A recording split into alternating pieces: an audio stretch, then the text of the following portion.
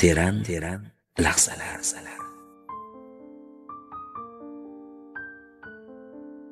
Biron rejani amalga oshirmoq uchun birinchi qadamni bosamiz va o'ylaymiz.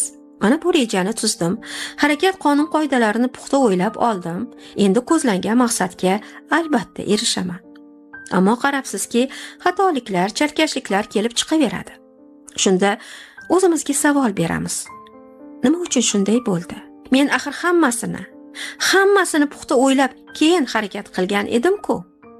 Bu holat ko'pchiligimizda sodir bo'ladi. Aslida ishimizdagi xatoliklar tabiiy holatdir bir qarashda.